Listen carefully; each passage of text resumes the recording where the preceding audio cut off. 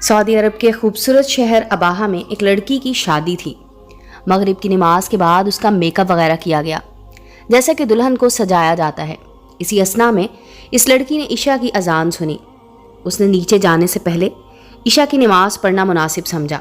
لڑکی نے اپنی ماں سے کہا کہ میں وضو کر کے نماز پڑھنے لگی ہوں۔ تو لڑکی کی ماں حیرت سے اسے دیکھتے ہوئے بولی، کیا تم پاگل ہو؟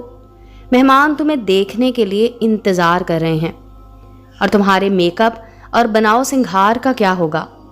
یہ تو سارا پانی سے دھل جائے گا۔ میں تمہاری ماں ہوں اور تمہیں نماز نہ پڑھنے کا حکم دیتی ہوں۔ اور کہا، واللہ اگر تم نے ابھی وضو کیا تو میں تم سے ناراض ہو جاؤں گی۔ بیٹی نے کہا، اللہ کی قسم میں یہاں سے تب تک نہ جاؤں گی جب تک نماز ادا نہ کر لوں۔ میں کسی کو خوش کرنے کے لیے اپنے اللہ کی نافرمانی نہیں کر سکتی۔ اس کی ماں نے کہا، مہمان تمہیں میک اپ کے بغیر دیکھ کر کیا کہیں گے؟ وہ تمہارا مذاق اڑائیں گے اور تم کسی کو بھی اچھی نہیں لگو گی۔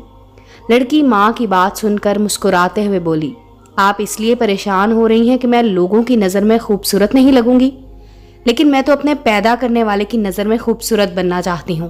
لڑکی نے وضو کیا جس کی وجہ سے اس کا سارا میک اپ اتر گیا، لیکن اسے میک اپ خراب ہونے کا کوئی افسوس نہیں تھا، اور نہ ہی لوگوں کے اچھا برا کہنے کا کوئی بھی خیال تھا، کیونکہ اسے لوگوں سے زیادہ اپنے اللہ تعالیٰ کے سامنے سرخرو ہونا تھا۔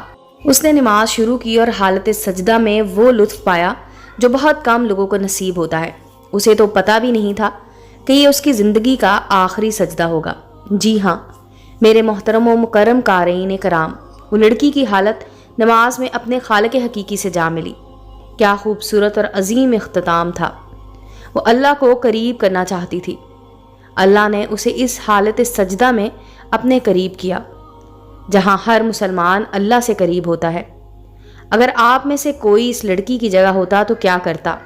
نہایت معذرت کے ساتھ یقیناً نماز کو ہی چھوڑا جاتا، جبکہ زندگی کا ایک منٹ کا بھی بھروسہ نہیں ہے۔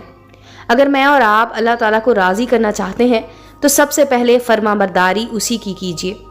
دنیا کے کاموں کا بھی انکار نہیں کیا جا سکتا، پر دنیاوی کاموں کے لیے اللہ تعالیٰ کو بھول جانا سب سے بڑی بے وقوفی ہے۔ امید ہے دوستو سٹوری اچھی لگی ہوگی۔ چینل کو لائک اور سبسکرائب کریں اور بیل آئیکن کا بٹن دبانا مت بھولیں تاکہ ہر نئے آنے والی سٹوری کا نوٹیفیکیشن آپ کو مل سکے۔ ملتے ہیں اگلی سٹوری کے ساتھ۔